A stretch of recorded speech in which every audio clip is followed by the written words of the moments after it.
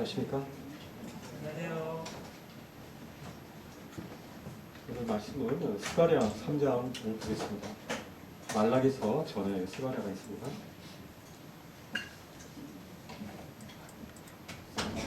스가랴서 3장 1절부터 5절까지 읽겠습니다.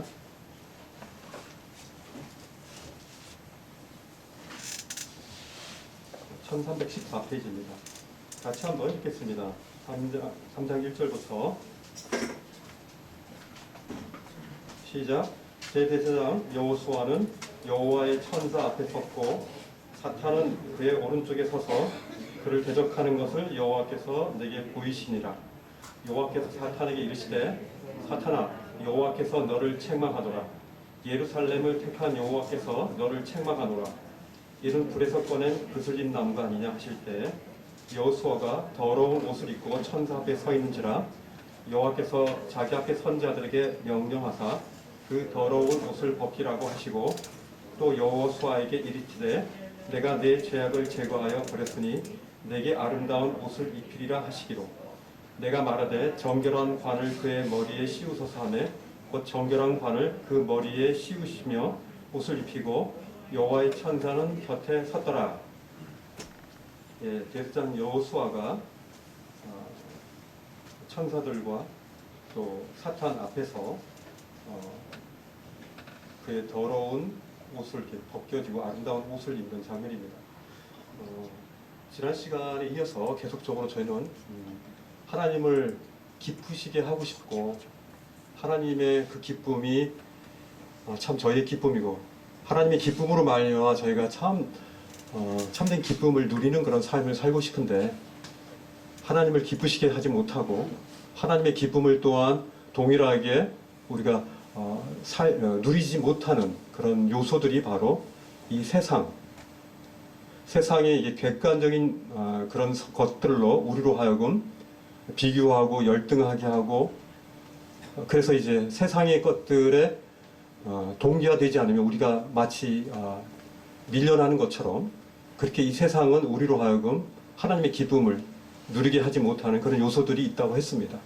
또 그뿐만 아니라 우리의 육신, 우리 안에서 그 육신이 성령을 해방함으로 말미암아 우리로 하여금 성령을 탄식시키고 우리 안에 계신 그리스도께서 흘러나오는 그 생수의 강같이 흘러나오는 그 기쁨을 성령을 해방함으로 말미암아 우리가 누리지 못하게 하는 그것이 바로 육신이라고 했습니다.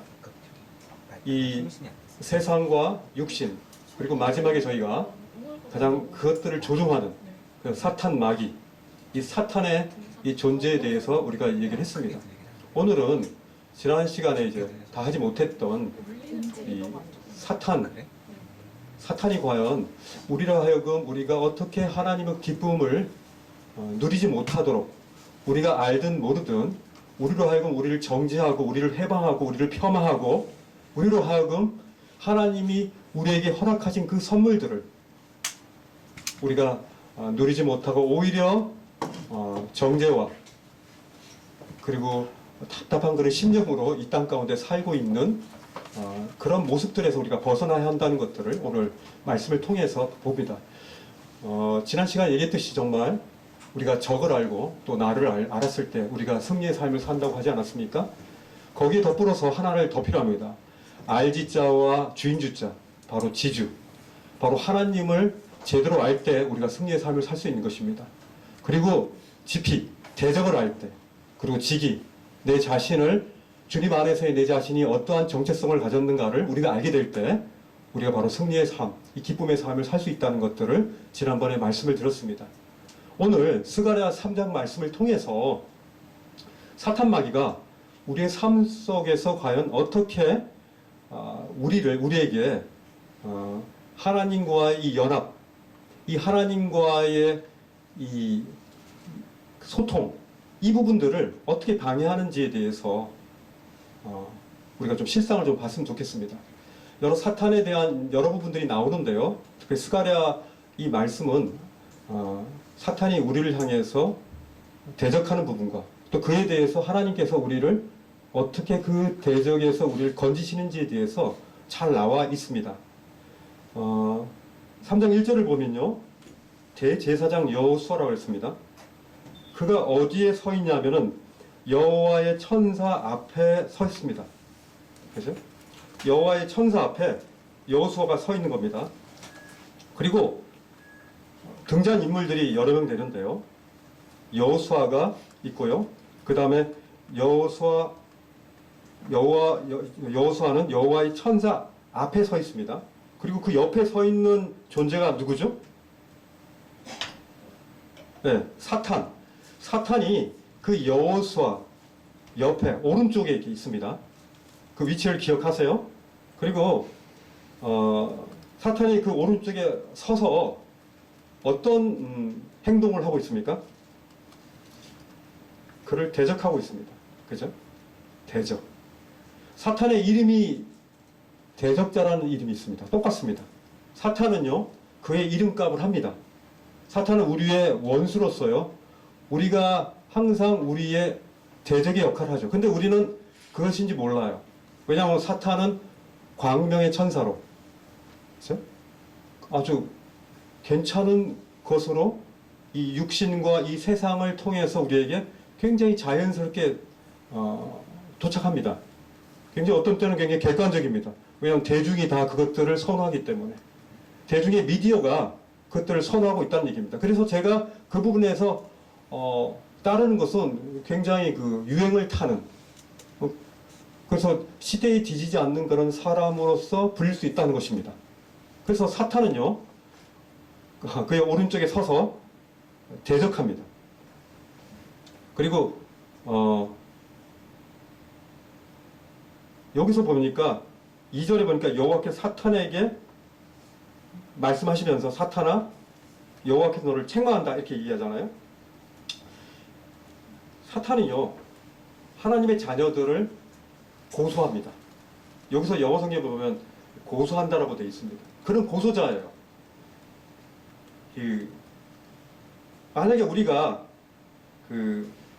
굉장히 도덕적으로 혼란스럽고요, 또 죄책감을 느껴야 될 때 우리가 그것을 느끼는 것은 당연합니다. 그런데 사탄 마귀는요, 우리가 죄책감을 느껴야 될 때 느끼지 못하도록 하기도 하고요, 우리가 굳이 죄책감을 느끼지 않고 이미 해결된 거에 대해서 자유함을 느껴야 되는 그 상황에서도 우리에게 죄책감을 주는 경우가 있습니다. 이렇게 우리를 정죄합니다. 시도 때도 없이 정죄해가지고 우리로 하여금 우리의 담대함을 뺏어가고요, 하나님과의 온전한 소통들을 뺏어가서 우리에게 있는 손에 있는 이 좋은 것들을 우리가 사용하지 못하도록 그냥 그렇게 그냥 우리를 내버려 두게 만들죠. 이 스가랴가 보고 있는, 스가랴라는 이 선지자가, 대언자가요, 이제 이 장면을 보고 있는 겁니다. 그리고 굉장히 사탄이 인간을 고소하는 사례 중에서 굉장히 특이한 케이스입니다. 그죠? 아까 얘기했듯이 사탄은 여호수아는 하나님의 천사 앞에 있고요, 그는 상태가 어떻습니까? 밑에 말씀을 보면요, 그는 더러운 옷을 입었다고 했습니다. 더러운 옷. 그리고 사탄은 여호수아 오른쪽에서 그를 대적합니다. 고소합니다. 근데 고소할 때 우리는 어떤 근거가 있어야 되잖아요. 무엇으로 고소합니까? 그의 더러움을 가지고 고소합니다. 불에서 꺼낸 그슬린 나무처럼 이 재와 검댕이가 잔뜩 묻어있는 그 그슬린 나무와 같은 더러운 옷을 입고 있는 여호수아를 지금 고소하고 있습니다. 누구에게? 하나님 앞에서. 그렇죠? 이 흥미로운 것은요, 이 천사 앞에서 서 있는 이 하나님의 백성인 여호수아를, 이 여호수아, 대제사장 여호수아를 대적하는 사탄은요, 그 이름이 대적자로서의 자신의 본분에 굉장히 충실하고 있다는 겁니다. 그래서 결국은 아무리 아름답게 휘장하고 치장할지라도 결국 마지막의 결론은 우리를 대적하고 정죄하는 역할을 하기 위해서 모든 과정을 겪는 겁니다. 이 사탄은요, 우리의 더러움을 너무 잘 찾습니다. 우리가 다시 말하면 우리가 하나님 앞에서 우리 앞에서 우리의 양심과 우리의 마음의 패부 깊은 곳을 보면서요, 우리가 어떤 부분이 더러운가 이 부분을 잘 찾아내는 아주 전문가입니다. 실제로 여호수아 그 옷이요 더러웠습니다. 그죠? 그리고 사탄 마귀는요 그 취약점을 아주 잘 알고 있었어요.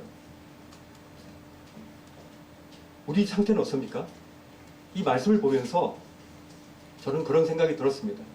우리는 지옥 불못에 정말 들어갈 수밖에 없는 죄인이란 사실이에요. 왜? 우리는 죄를 지었기 때문에. 이 죄로 말미암아 우리는 하나님과 결코 함께 할 수 없는 그 거룩에서 한참 떨어진 불에 그스릴 수밖에 없는 그런 검댕이와 죄가 온통 우리 몸에 묻어있는 그런 존재와 같다라고 저는 생각이 되어졌습니다. 다 불태워져서요, 우리 연기처럼 날아갈 그런 인생입니다. 근데요, 우리가 지옥의 불못에 갈 우리 인생을요, 하나님께서 우리를 꺼내주셨습니다. 외부의 힘입니다. 우리 스스로가 우리는 지옥의 불못에서 나올 수가 없는 것입니다. 그죠? 온전히 구원이라는 것은요, 외부에서 그 힘에 의해서 우리를 건져줘야만 우리가 그 상황에서 건져질 수 있는 겁니다. 그것을 바로 우리는 구원이라고 합니다. 우리의 몸은요, 그렇게 건져진 바 됐지만은 여전히 우리의 몸은 검댕이로 그슬린 그런 죄와 같이 우리의 몸에 연약함들이 있습니다. 시간이 지나면요, 우린 또 이런 엔트로피 법칙에 의해서요, 이 혼란도가 우리 가운데 다 와서 우리는 또 이렇게 곰팡이도 쓸고요, 그슬리기도 하고요. 온통 우리의 육체를 가진 이상 사단 마귀는 우리의 육신과 그리고 우리의 정신을, 우리의 정죄를 할 그런 껍덕지를 계속적으로 찾고 있다는 것입니다. 불 속에 건져진 나무는요, 마치 우리의 위치와 같습니다. 그래서 우리는요, 그 불타버릴 그곳에서 건져졌습니다. 그렇지만 여전히 우리 가운데 검댕이처럼 우리 몸속에 남아있는 그런 죄의 잔재물들이 우리 가운데 있다는 것들을 우리 인정할 필요가 있습니다. 주님의 은혜로운 손에 의해서 우리가 불태워질 그곳에서 우리가 건져졌지만, 그러나 여전히 우리는 이 땅 가운데 가는 동안 사탄 마귀가 우리로 하여금 계속 정죄할 거리들이 우리 가운데 얼마든지 있다는 사실에 대해서 우리가 완전히 배제해버린다면 우리는 넘어질 수가 있습니다. 이 사탄은요, 우리가 하나님의 자비하심보다 우리의 죄를 더 주시하도록 우리를 이렇게 만듭니다. 그래서 사탄의 고소는요, 언제 사라지는지 아세요? 이 하나님의 말씀에 의해서 사라집니다. 말씀을 보십시오. 2절에 보니까 여호와께서 사탄에게 이르실 때, 사탄아, 여호와께서 너를 책망하노라. 그죠? 이 하나님께서 사탄에게 얘기하는데요, 너를 책망한다고 했습니다. 예루살렘을 택한 여호와께서 너를 책망한다. 여호수아가 불에서 꺼낸 그슬린 나무가 아니냐 하실 때, 여호수아가 그 상태는요, 더러운 옷을 입고 천사 앞에 서 있다는 겁니다. 그죠? 더러운 옷을 입은 그런 여호수아를 향해서 하나님은 그것을 대적하고 책망하는 사탄에게 사탄을 책망하고 있는 겁니다. 그죠? 이 주님의 천사는요, 그 이후에 어떤 장면이 있냐면 여호수아의 더러운 옷을 벗깁니다. 그죠? 4절에 보니까 여호와께 자기 앞에 선지자들에게 명령하사 그 더러운 옷을 벗기라 하십니다. 그리고 또 여호수아에게 하나님인 내가 너의 죄악을 제거하여 버렸다. 그죠? 그리고 내게 아름다운 옷을 입히리라. 이렇게 말씀하고 있습니다. 그죠? 그리고 5절에 내가 말하되 정결한 관, 머리에 정결한 관을 씌우고요, 그리고 정결한 관을 입히고 그리고 옷을 입히고 여호와의 천사가 곁에 선 이 장면입니다. 이 장면이 굉장히 신비하지 않습니까? 그죠? 이 하나님께서는 우리를 하여금 아름다운 옷을 입혀주십니다. 그리스도의 옷이에요. 그뿐만 아니라 이 정결한, 이 거룩한 그 터반이라고 그러는데요. 그 관을 머리에다 씌워주십니다. 우리 머릿속에 그리스도의 아름다운 정결함이 우리 머릿속에 써진 것입니다. 그죠? 주님의 아름다운 옷을 입고 주님의 거룩한 관을 씌워진 것이 바로 성도의 온전한 옷 입은 모습입니다. 얼마나 아름다운 모습입니까? 이것이 성도의 실체입니다. 비록 그가 검댕이처럼 죄와 온통 검댕이가 온몸에 가득하지만 그러나 그것을 아름다운 그리스도의 옷으로 우리는 덧입힌 거고요. 그리스도의 거룩한 그런 관으로 터반이라고 그러죠. 씌워진 것입니다. 그것이 바로 하나님이 우리를 바라볼 때의 모습입니다. 똑같이 사단 마귀도 우리를 보고요. 하나님도 우리를 보지만 사단 마귀는 우리를 정죄할 거리를 보면서 우리의 수검댕이와 죄와 더러움을 우리를 보지만 바로 하나님께서는 예수 그리스도의 그리스도의 아름다운 옷으로 입혀지고 거룩한 관으로 씹혀진 우리의 모습을 하나님은 보신다는 겁니다. 이것이 사탄과 하나님의 우리를 바라보는 그런 관점이죠. 이 옷은요, 굉장히 중요합니다. 여러분 옷 자주 사십니까? 옷을 바꿔 입으면 굉장히 이렇게 프레시해지죠. 그리고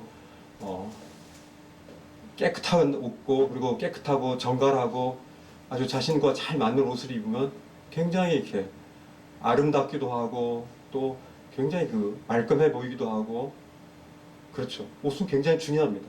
예전에요, 제가 결혼식 좀 오래된 얘기입니다. 이 결혼식장인데 주문한 그 옷이 결혼식 시간이 다 됐는데 옷이 안 온 거예요. 그래가지고 난리가 난 거죠. 그래가지고 어떻습니까? 이 결혼식이 이제 시작하는데 그 신부의 옷하고 신랑 그 옷이 와야 되는데 안 오니까 어때요? 결국 오긴 왔습니다. 약간 늦게 시작해가지고 왔는데 한번 가정해 봅시다. 결혼식이 시작됐는데 옷이 안 온 겁니다. 신부 입장하는데 어떻습니까? 어떻게야? 제주도에 입고 갈 그 옷을 입고 나왔습니다. 그게 그나마 노시니까. 그리고 신부 입장을 했습니다. 신랑은 어떻습니까? 신랑 입장하는데 제주도에 입고 갈 그런 캐주얼한 옷밖에 없습니다. 그걸 입고 나왔습니다. 생각해 보시죠. 얼마나 끔찍합니까? 이 옷은요, 그 시계에 맞는 그 옷을 입지 않으면 굉장히 창피하고 부끄러운 겁니다. 마치 이런 일이 생길까봐 꿈에 막 식은땀이 나는 그런 모습이죠. 그죠? 바로 하나님 앞에서 그 온통 더러운 옷을 입고 있는 그 여호수아의 그 모습을 보십시오. 어쩔 줄 모르는 하고 사탄 마귀가 그를 정죄하고 그를 고소할지라도 그는 아무 할 말이 없습니다. 왜? 그럴만 하니까. 나는 정죄받을 만해. 나는 고소받을 만해. 왜? 나의 마음과 나의 양심이 이렇게 더럽고 이렇게 이기적이고 난 그런 인간이니까. 그런 고소를 받을 만해. 그렇게 우리는 그냥 살아가는 것입니다. 그런데요, 스가랴 3장에는 하나님께서 그에게 아름다운 옷을 입혀주셨다고 했습니다. 이 옷을 보면요, 창세기 3장에 보면은 하나님께서 인간에게 처음 옷을 지어 입히시는 장면이 나오죠. 지난 말씀 시간에도 이제 하나님이 아담과 하와에게 옷을 입히시는 장면이 나왔는데요. 이 최초의 옷을 하나님께서 만드셨어요. 그것도 이제 가죽 옷으로. 요번에 좋잖아요. 무스탕 그런 거. 하나님께서 아담과 하와에게 무스탕 같은 옷을 지어 입으신 거예요. 잡기 전에 피를 흘리셔야만 됐죠. 피의 대가를 치르고 나서 그 죽은 가축의 생명을 뒤로 하고 그 살과 그 가죽을 다 벗겨내 가지고 하나님께서 죄로 말미암아 참 그 수치심에 참 어쩔 줄 몰라 하는 그 아담과 하와의 그 수치스러운 그 벗은 몸에 하나님이 옷을 입혀주십니다.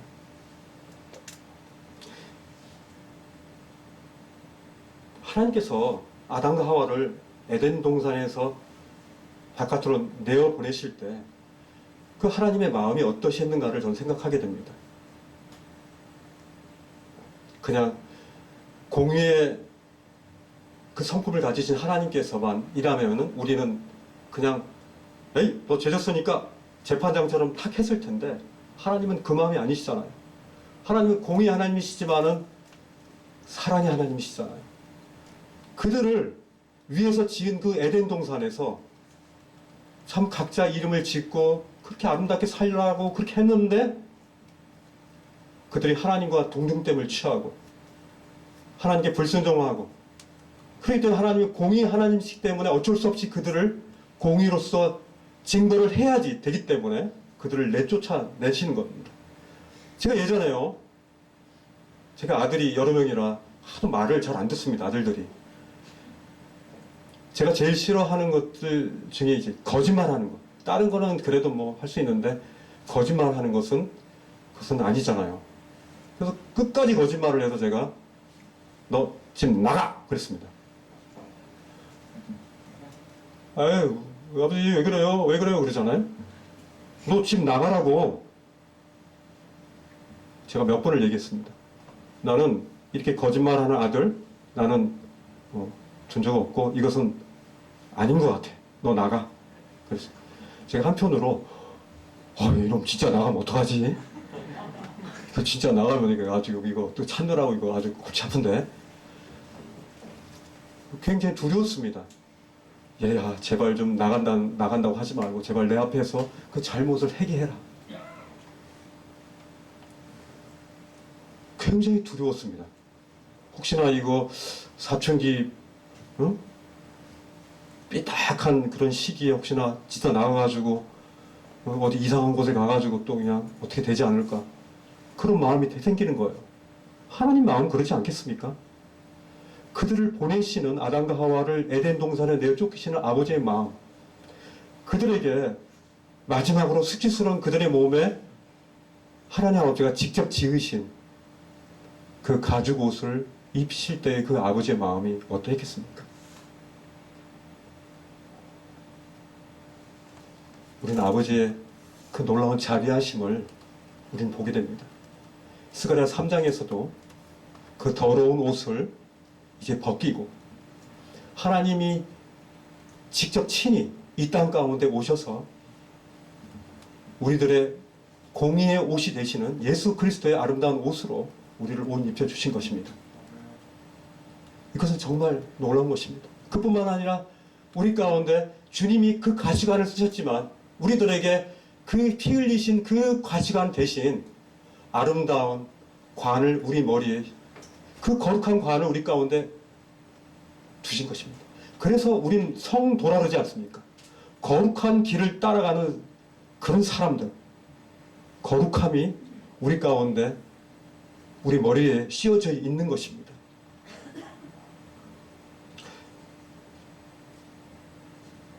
이 짧은 기록에서요, 사탄의 정죄, 그리고 하나님의 은혜, 그리고 그 이후에 7절에 보니까요, 이 하나님의 이 교훈까지 이렇게 있습니다.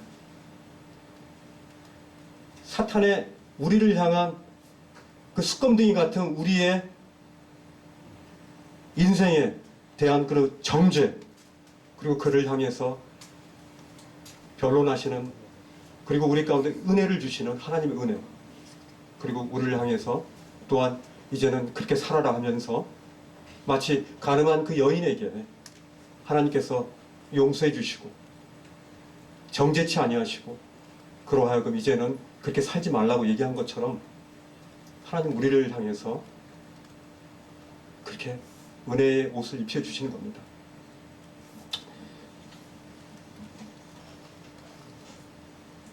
우리가요, 이 스스로 우리의 마음을 정죄할 때가 있습니다. 나라는 놈은 정말, 특별히 그 청년회 때 그런 게 많은 것 같습니다. 청년회 때 저는 저를 굉장히 정죄를 많이 했습니다. 그래서 나중에 똑같은 이 동일한 범죄를 저지르다 보면요, 특별히 청년 때는 이제 굉장히 이성에 대한 또 이 정욕에 대한 욕구들이 굉장히 강하지 않습니까? 그러다 보니까 이런 부분에 대해서 막 음란한 마음을 가지고 정욕을 가지고 그래버리면 이제 나중에는 빈대도 낯짝이 있는데 나는 하나님 앞에 빈대보다 못한 낯짝을 가졌구나. 하나님의 생명의 복음을 가졌다고 하지만 또 이런 참 음흉한 그런 모습을 가진 나의 모습을 보니까 난 더 이상 나를 용서할 수가 없어. 하나님이 나를 용서해도 난 내 자신을 용서할 수 없어 하면서 굉장히 교만한 마음을 가졌던 것입니다. 여러분은 그렇진 않으시죠? 이제 이 부분에 대해서 그래도 젊은 사람은 또 그렇지 않더라고요. 우리보다 이 하나님 안에서요, 두꺼운 이 가죽 옷을 입은 사람은요, 끄떡없습니다. 근데 청년의 때는요, 그것이 얇아요. 그래서 자주 정죄하고 또 그래서 이제 올라갔다 내려갔다 굉장히 많이 하는 것 같습니다. 우리의 감정의 기복, 또 우리의 영혼의 어떤 이 하나님을 향한 이 가까워지고 멀어지는 이런 오르락 내리락 하는 이런 부분들이 굉장히 이렇게 파란만장한 것 같습니다. 그래서 우리는 굉장히 방황이라고 얘기하는데요. 청년의 그런 방황은 필요한 것입니다. 그러나 그것이 길어서는 안 되겠죠. 방황하고 혹시나 세상 가버리면 안 되잖아요. 그러나 어쨌든 이 하나님을 향한 이 좋은 이 방황, 하나님을 향해서 이 갈급한, 그리고 자기 자신의 이 죄를 해결하고 깨끗함 가운데 살고자 하는 이런 부분은 괜찮은 겁니다. 로마서 8장에 보면요, 이제 그리스도 예수 안에 있는 자에게는 뭐가 없다고요? 결코 정죄함이 없다고. 그리고 그 그리스도 예수 안에 있는 뭐가? 생명의 성령의 법이 너희를 죄와 사망의 법에서 어떻게 했다고요? 프리덤이다. 제가 어릴 때 살았던 곳이 해방촌이었습니다. 해방촌. 프리덤 빌리지. 그 북한에서 내려오신 분들이 살던 곳이라서 해방촌이라는 이름을 줬는데요. 우리는요, 해방촌에 살고 있는 겁니다, 지금. 그죠? 해방된 나라에, 하나님 나라에 살고 있는 거 아닙니까? 근데 다시 정죄의 마을로 돌아갈 필요가 없습니다. 왜 그쪽으로 뛰어들어가려고 그래요? 사단 마귀가 아무리 유혹해도 가지 마세요. 우리는 해방촌에 살고 있습니다. 촌이라 그러면 좀 촌스러우니까 해방된 하나님 나라에 살고 있는 것이죠. 사탄은 우리의 죄에 대해서 고소하지만 성령의 깨우침은요, 우리에게 용서와 위로와 평화를 가져다 주는 겁니다. 자, 이 숫댕이, 껌댕이 인생 대표적인 그런 모습들이 나타난 성경의 말씀들이 있습니다. 누가복음 한번 찾아보겠습니다. 누가복음 15장 보겠습니다. 누가복음 15장을 보면요, 그 아버지의 유산을 탕진하고 돼지 치는 그런 아주 처참한 인생으로 전락한 이 작은 아들의 모습이 나타납니다. 한번 찾아보겠습니다. 누가복음.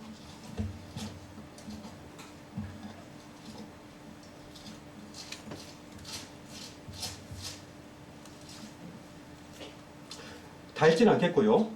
누가복음 15장 17절에 가면요, 특이한 말이 있습니다. 이게 11절에부터 두 아들이 있었는데 그 둘째가 유산을 받아가지고, 그리고 13절에 허랑방탕하게 그 재산을 다 쓰고, 그 다음에 흉년이 들고, 15절에 돼지를 치게 되었고, 16절에 돼지 지엽 넘는 열매로 먹고자 했지만 돼지 지엽 열매도 못 먹는 신세가 됐죠. 17절이 중요합니다. 17절에 뭐라고 나와 있습니까? 이 둘째 아들, 우리가 타락한 이 아들 탕자라 그러는데요. 이에 스스로 돌이켜란 말이 있습니다. 이 말이 특이하지 않습니까? 이에 스스로 돌이켜. 그가 이게 바로 회개입니다. 돌이키는 겁니다. 돌이켜. 자기가 가던 길을 해보니까 아니죠. 그죠? 그래서 그가 스스로 돌이켜서 자신의 절망적인 그런 상황을 이제는 인식한 거죠. 그리고 그 안에 참된 하나님이 주신 그 양심이 회복된 것을 의미합니다. 이제는 재정상으로 돌아온 거예요. 그동안은 아버지 떠날 때부터 허랑방탕하게 쓸 때부터 정신 하나도 없이 막 했는데 이제는 그 절망 속에서 그가 제정신이 든 겁니다. 하나님 주신 제대로 된 마음의 양심을 이제 회복하게 된 거예요. 그리고 이제 발견했지만 그의 자신의 모습이 처참한 거죠. 돼지들이 꿀꿀거리는데 돼지 쥐염 열매를 먹으려고 그러니까 돼지들이 다 먹어버렸어. 이놈의 돼지! 좀 남기지도 않고 다 먹어! 하면서 그 돼지 쥐염 열매를 못 먹고 안타까워하는 그의 모습이 보이는 거예요. 쥐염 열매 보셨죠? 누가 쥐염 열매를 봐서 봤는데 정말 맛대가리 정말 하나도 없습니다. 정말 맛이 없어요. 이스라엘에 누가 가져가서 한번 먹어봤는데 정말 맛이 없습니다. 그냥 배만 부르게 하는 거죠. 맛은 없습니다. 그렇게 한탄하는 자신의 갈팡질팡하는 그런 삶이 이제는 스스로 돌이켰다는, 회개했다는 겁니다. 회개하면 어떻게 합니까? 회개하면 갈 길이 딱 한 군데예요. 아버지에게로 가는 거야, 아버지. 아버지께로 가는 거예요. 회개하면요, 딴 데로 안 갑니다. 다시 그 술집으로 가지 않고요. 다시 세상으로 가지 않습니다. 아버지에게로 가는 것입니다. 그래서 그는 이제 아버지에게로 갑니다. 아버지는 그 폐륜적인 그 아들, 자신의 큰 상처를 남기고 간 아들. 아담과 하와가 그렇죠. 그렇게 버릴 수밖에 없었죠. 그렇게 떠났어요. 근데 이 떠난 그 아들, 이 마음, 이 아버지의 마음과 이 아들의 마음이 여러분 잘 느껴지시죠? 제가 예전에 그 어린이 캠프에 갔는데 이 장면을 연출했습니다. 그리고 당연히 제가 탕자죠. 연기를 잘하는 사람이 원래 탕자하잖아요. 연기를 잘하는 사람이. 그리고 아버지는 좀 몸도 크고 좀 포근해야 되잖아요. 근데 그때 김광수 형제님이었어요. 김광수 형제님이라고 아시죠? 예전에 수련회 했던. 그때 제가 복음 전하느라고 아마 못 들었는데 아마 제 얘기도 막 했다 그러더라고요, 수련회 때. 근데 파요니아 선교회라고 해가지고 이제 그때 갔습니다. 그리고 나서 이제 그 폐륜적인 아들이 그렇게 갈팡질팡 하다가 이제 아버지를 만나는 겁니다. 여기 보면요, 상거가 먼다 그랬어요. 상거, 거리가 굉장히 됩니다. 그리고 아버지가 저쪽에서 이제 막 달려옵니다. 아들도 어때요? 아들은 달려가지 못하고 이러고 있겠죠? 그리고 아버지가 오니까 그냥 이렇게 하죠. 거리가 멀어요. 근데 저쪽에서 아들아! 하고 막 달려오는 거예요, 아버지가. 그 장면을 이제 연출하는데 제가 이 연출을 하면서 제가 얼마나 울었는지 모릅니다. 제가 그 상황이 정말 그 폐륜적 탕자였기 때문에 제가 그 상태였거든요.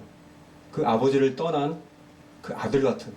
그러고 나서 제주 쥐염 열매로 그냥 꾸역꾸역 먹고 있었던 아버지의 아들이지만. 그리고 나서 만난 장면인데 미리 얘기하기를 우리 슬로우 비디오로 만나서 그 장면을 좀 아이들한테 좀 리얼하게 보여주자 했어요. 그래서 제가 어떻게 합니까? 그 형제님은 슬로우 비디오로 오죠. 저도 이제 슬로우 비디오로 이렇게 달려갑니다. 그리고 나서 슬로우 비디오로 하면서 다 끼어갔는데 와, 힘이 얼마나 센지 갈비뼈 다 부러진 줄 알았어요. 막 몸이 그 당시에는 그 양반이 굉장히 컸어요. 근데 저는 굉장히 그때, 지금은 좀 살이 쪘는데 그때 굉장히 말랐었습니다. 그때 한 50 몇 킬로밖에 안 됐으니까 60kg 안 되니까 굉장히 말랐었는데 막 우두둑 그냥 하는 거예요. 근데 이 양반이 놓지를 않는 거야. 숨을 쉬어야 되는데. 근데요, 그때 제가 느꼈던 건 하나님 아버지의 마음을 그때 느꼈습니다. 그리고 그냥 하염없이 거기서 그냥 막 울은 거예요. 애들이 보는데 막 창피한데 하염없이 울었습니다. 끝나고 나서도 저는 조용한 곳에 가서 계속 울었습니다. 아버지, 제가 죄송합니다. 이제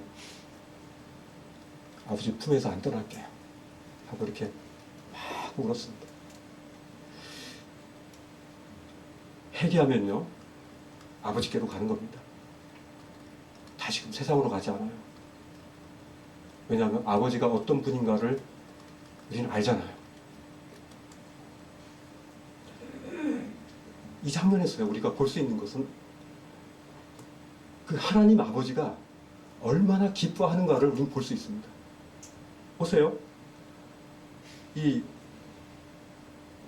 23절에 보면요, 이 아버지가 얼마나 기쁘냐면은 이 아버지가 종들에게 22절에 보면 제일 좋은 옷을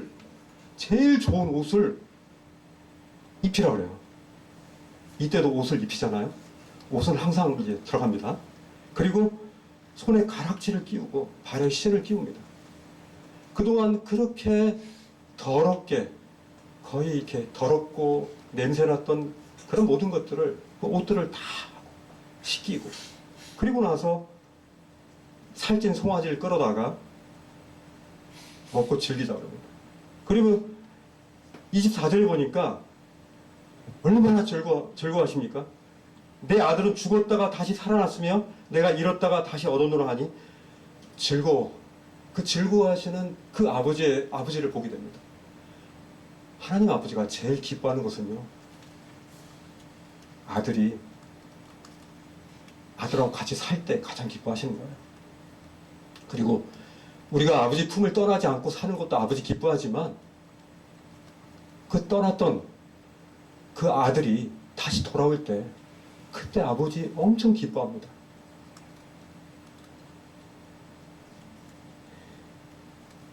우리가 죄를 진심으로 슬퍼하고 돌이켜서 그 아버지께로 갈 때 하나님은 정말 기뻐하시는 겁니다.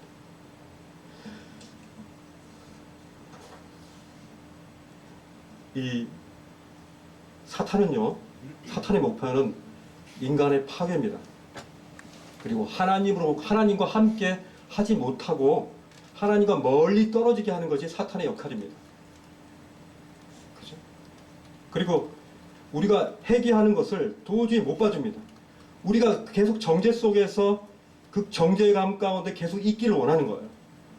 죄 속에서 죄인지도 모르고 있는 사람이 있는가 하면 그 죄로 말미암아 정죄를 가지고 계속 갖고 있는 사람도 있습니다. 둘 다입니다.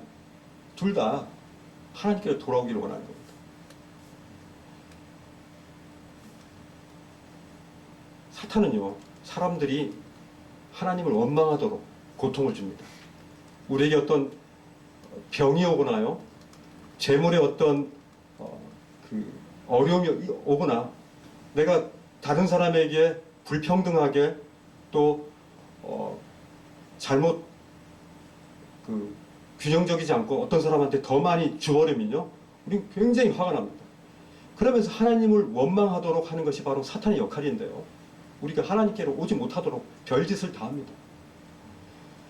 사탄은요, 탕자가 아마 이렇게 생각하기를 기대했을 거예요. 거봐, 너의 인생은 이미 망가졌어. 이것은 너의 아버지가 너를 그렇게 교육시켰고 너한테 준 유산도 조금밖에 안 줬기 때문이야. 네가 아버지한테 돌아가봤자 소용없어. 그가 너를 받아주지 않을 거야. 너를 그래도 여기서 어떻게든 살아남아 봐봐 하면서 아버지께 오지 못하게 하겠죠. 그리고 아버지를 떠나온 그 아버지를 굉장히 원망하게 하겠죠. 이것이 바로 사탄의 목적입니다. 근데요, 이 둘째 아들이 마음을 돌이켰잖아요. 그러니까 사탄 마귀가 방향선회를 합니다. 이 둘째 아들이 안 되니까 이제는 첫째 아들에게로 착 방향을 돌려가지고 첫째 아들에게 원망의 마음을 줍니다. 어떻게 줍니까? 25절을 보니까요, 마다들이 밭에 있다가 돌아와 집에 가까이 왔을 때 풍악과 춤추는 소리를 듣고 열받은 거죠. 엄청나게 열받은 겁니다. 이 작은 아들을 향해서요, 아버지의 그 자비로운 마음에 분노하고 질투하는 모습이 이 말씀 가운데 나타납니다. 사탄이 욥을 향한 태도가 바로 이랬죠. 용서하기보다는 고소하려는 그런 목적이 아주 분명합니다. 이 판단하고 정죄하고 이런 태도는요, 바로 그리스도의 마음이 아닙니다. 로마서 8장에 보십시오. 로마서 8장 34절을 한번 찾아보겠습니다. 로마서 8장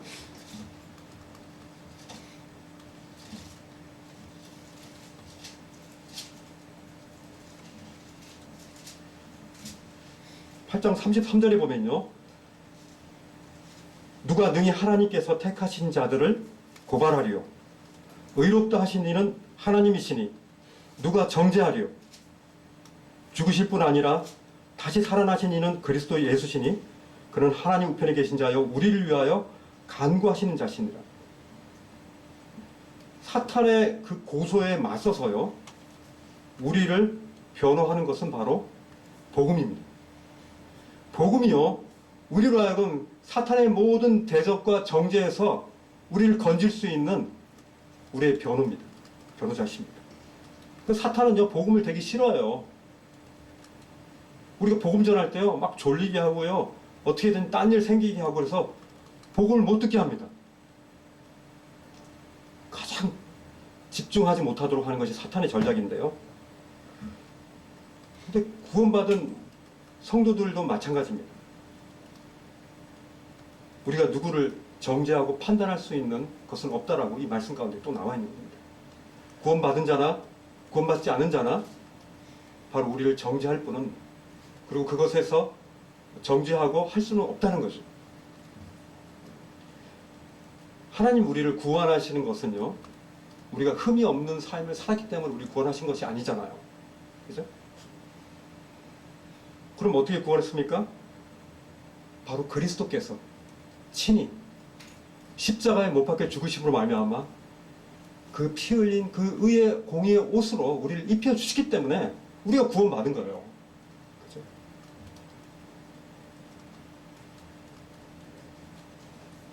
사탄의 소원은요, 우리를 유혹해서 하나님의 품으로 떠나가게 하는 역할을 하지만,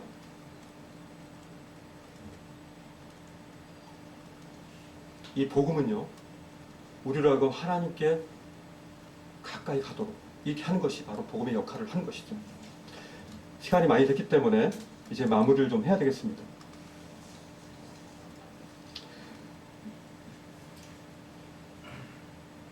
스가랴 3장에서 나온 검댕이 묻은, 죄가 가득 묻은 검댕이 같은 우리의 삶은 우리가 육체를 가지고 있는 이상, 육신을 가지고 있는 이상 우리가 계속 될 것입니다.